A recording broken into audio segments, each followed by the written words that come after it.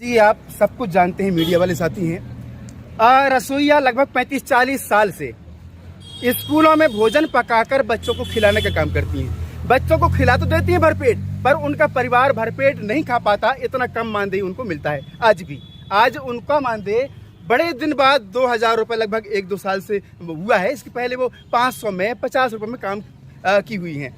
इनके सामने मुख्य समस्या ये है कि सुबह से शाम तक भोजन पकाने का काम करती हैं। महज 2000 रुपये महीने में मिलता है, वो भी कई महीने में एक बार मिलता है।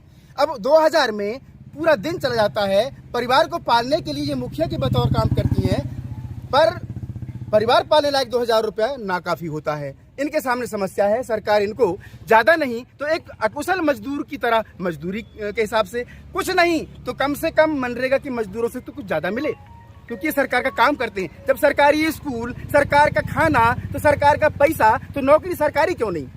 इनकी मांग है कि नौकरी इनकी सरकारी होनी चाहिए। दूसरी बात यह है कि इनको कभी भी निकाल दिया जाता है। आपसे बता दूं, इस सत्र में स्कूलों को शिफ्ट करने के चक्कर में, स्कूलों को मर्ज करने के चक्कर में सैकड़ों रसोइयों को सिर्फ मंडला जिले से अलग कर दिया गया है, यह कह करके कि यहाँ तो दर्ज संख्या कम है, अब मिडिल स्कूल के साथ स्कूल लगेगा, अब यहाँ 2 रसोइयों की जरूरत नहीं है, 1 रसोइयों से काम चल जाएगा। इस तरह तरह से सरकार कहती है महिला सशक्तिकरण। काहे का महिला सशक्तिकरण? यहाँ तो महिला ही महिला, पुरुषों की संख्या बहुत कम होती है रसोइया संघ में, ये रसोइया काम में महिला ही महिला है। लगभग पूरे मध्य प्रदेश में 4 लाख महिलाएं हैं। भारत देश में करोड़ों महिलाएं काम कर रही हैं, परंतु सरकार महिला सशक्तिकरण के नाम पर इनका शोषण करने के अलावा कुछ नहीं करती। श्रीमान, हम लोग रसोइया के कार्य कर रहे हैं, कम से कम 30 वर्ष से हम लोग रसोइया कार्य करते चले आ रहे हैं। पहले बहुत कम पैसा मिला, 400 रुपया हर माह के मिलत रहे, अब वहाँ से 1000, वहाँ से 2000 हुई।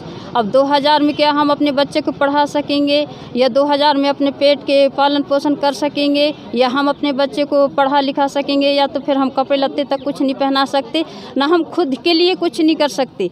बड़े बड़े के लड़के बच्चे प्राइवेट स्कूल में पढ़ते हैं, हमारे लड़का फटे पुराने पहन कर स्कूल में जाते हैं, सरकारी स्कूल में। उनको एक टाइम के खाना मिल जाता है, उतना में खा पी के खेल कूद के चले आते हैं, जो भी पढ़ाते हैं पढ़ते हैं आ जाते हैं। अब हमारी मांग है कि कम से कम नहीं तो हमको 10,000 हमारा पेमेंट होना चाहिए, कलेक्टर रेट मिलना चाहिए।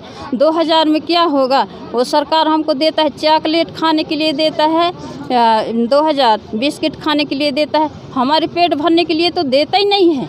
हम उसके यदि भरोसा रहें तो हमारे घर में का आगे चूल्हा बंद हो जाएगा 2000 में। मेरा नाम है तीरथ लाल साहू, ग्राम चाबी का हूँ और माध्यमिक शाला में 2007 से रसोइया पद पे कार्यरत हूँ जी। कि रसोइयों को जो है अब बहुत वर्षों से सेवाएं देते आ रहे हैं, कम बच्चे होने के कारण जो निकाला जा रहा है। जो रसोइया एक स्कूल में 2 रसोइया काम कर रहे हैं, आज बच्चे कम होने के कारण अगर 15 साल से काम कर रहे हैं, एक को निकाल देंगे तो उनको कितना बड़ा दुख दर्द होगा।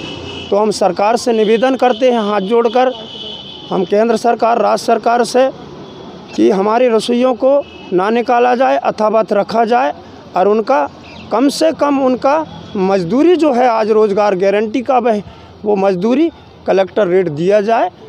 बहुत बहुत